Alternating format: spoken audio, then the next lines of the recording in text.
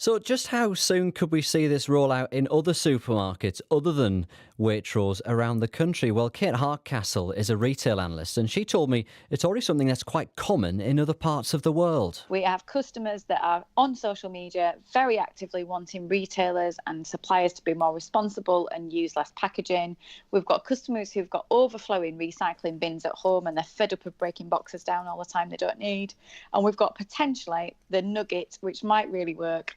We've got a cost-saving opportunity. I mean, at the end of the day, does this come down to laziness? Because with the best will in the world, I forget the carrier bags. I keep buying more and more of them. They get left in the car.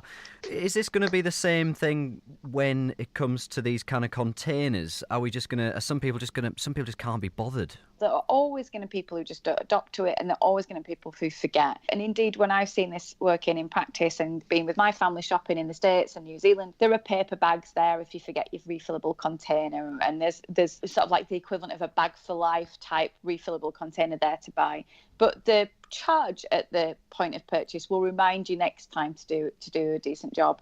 There will be people who are really organised, have everything in the car boot ready to go. But unless we make these types of changes, then unfortunately it's going to be hard to see how we break the cycle of just far too much packaging on our products. We have consumers that are, with Blue Planet and everything else, very, very aware, campaigning heavily for change.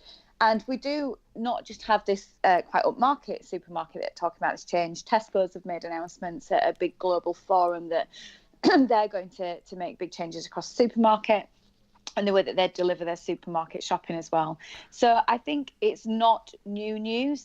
People out there actually might remember retailers who have offered in the past sort of a scoop and save I remember type them, yeah. mentality. Like they used to have big bins in a shop near where I used to have big bins with Exactly. washing powder and cocoa pops and all that kind of thing. Exactly. Which, I mean, I think it was about a contamination issue with those types of stores where this looks like it's brought in these new techniques, like you spin a wheel and then you decant your cereals, your pulses, etc.